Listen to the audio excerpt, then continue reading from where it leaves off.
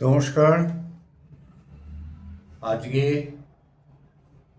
দোল উৎসব, কালকে আজকে তার আগের দিনের ম্যাড়া পোড়া। কথাটা জোর দিয়ে বললাম এই কারণে, কিছুদিন ধরে এটা মানুষের মুখে মুখে ন্যাড়া পোড়া হয়ে গেছে।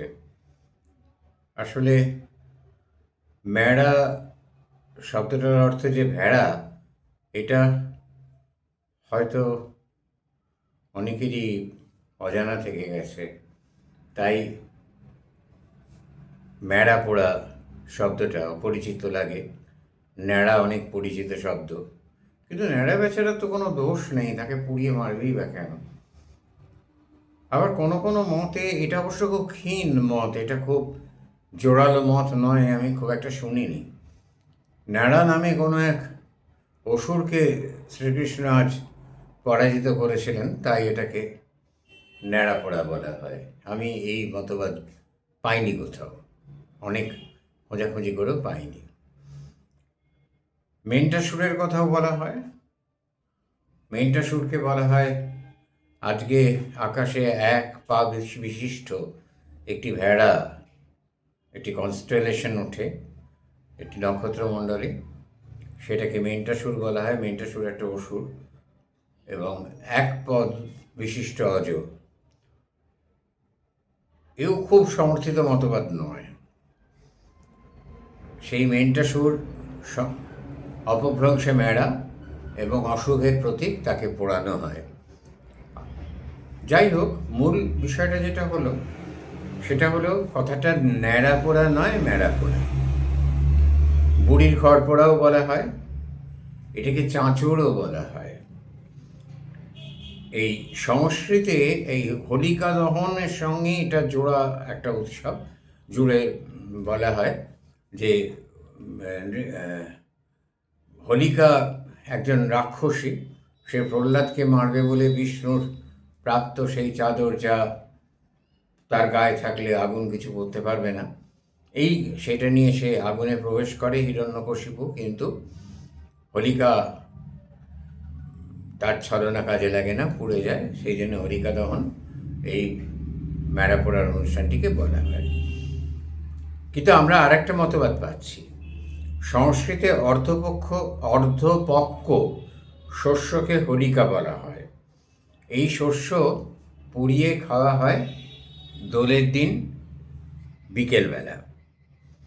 শ্রীকৃষ্ণ নাকি প্রবাদ ম্যাড়া পুড়িয়ে গ্রহণ করেছিলেন, তাই আজও জ্যান্ত ভেড়ার গায়ে একটু আগুন ছুঁয়ে দোল শুরু করা হয়।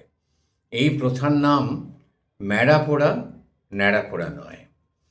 আসলে বসন্ত, শীতের জড়তা কাটিয়ে যে বসন্তকাল আসে, সেই বসন্তকালে চারিদিকে শুকনো পাতা অসম্ভবভাবে ছড়িয়ে থাকে। সেই সমস্ত পাতা এক জায়গায় জড়ো করে, আর সেই পাতাতে একটা বুড়ির ঘর, বুড়ি এখানে অশুভের প্রতীক, কল্পনা করে সেই ঘর আগুন দিয়ে জ্বালিয়ে ম্যাড়া পোড়া উৎসব হয়।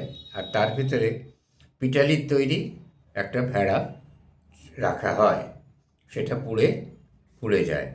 আর এই অর্ধপক্ষ শস্য, নানা রকম আলু, মানে মেটে আলু, রাঙা আলু, আমাদের এমনি আলু, নতুন আলু, ওই আগুনে শুনে শুনে দেয়া হয় আরও নানা রকম শস্য, যা হাতের কাছে পাওয়া যায়, বেগুন ইত্যাদি প্রভৃতি। সেইগুলো ওই আগুনে ঝলসে গিয়ে সেগুলোকে ভোগ হিসেবে খাওয়া হয় এই দিন রাত্রে। একটা উৎসব। আর বৎসরের আবর্জনা পুড়িয়ে ফেলে বসন্তকাল, শীতের শুকনো পাতা, শীতের আবর্জনা সব পুড়ে গেল, আমরা এক নতুন বছরের প্রবেশ করছি। অনেক জায়গায় এদিন নতুন বছর শুরু হয়। পুরনো আবর্জনা পুড়িয়ে দিয়ে এটা অনুষ্ঠানটা আমরা শুরু করছি, এই নতুন প্রবেশ করা। এই হলো ম্যাড়া পোড়ার ইতিহাস। এবং এই ম্যাড়া পোড়া সারা ভারতবর্ষে কোথাও হোলিকা দহন, হোলিকার তো দুটো মানে আমরা পেলাম।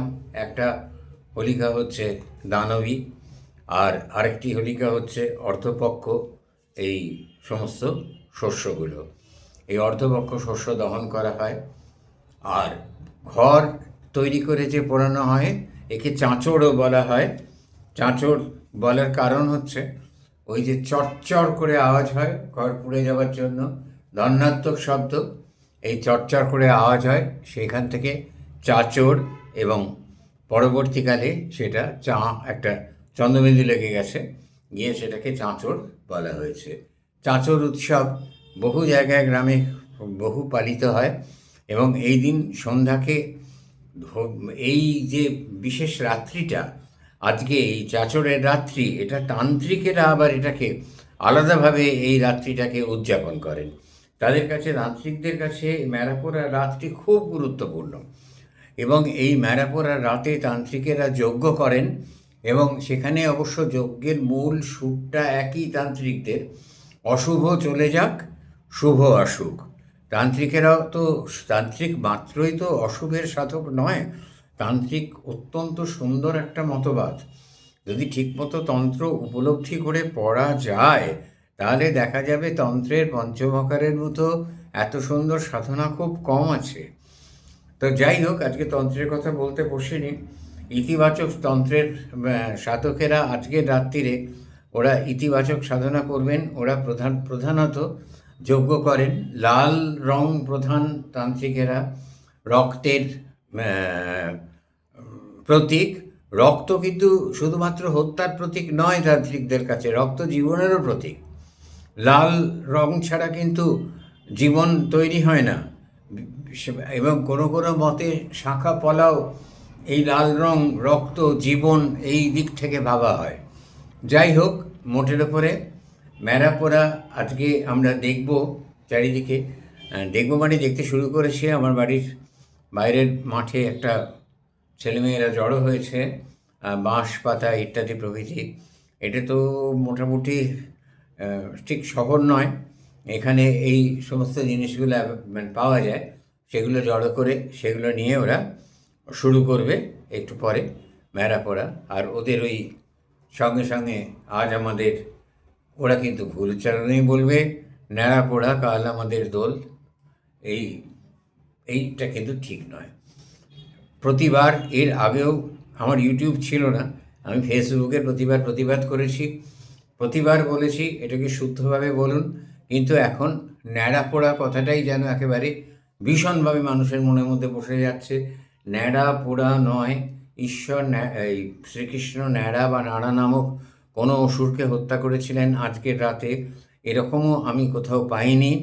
এটাকে ম্যাড়াপোড়া বলা হয়। শুনলেন তো যে জীবন্ত ভেড়ার গায়ে আগুন ছুঁয়ে এই অনুষ্ঠান পালিত হয়। সুতরাং এটা ম্যাড়াপোড়ার একটি উৎসব।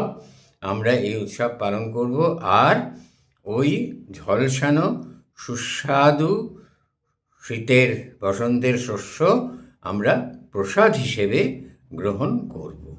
নমস্কার।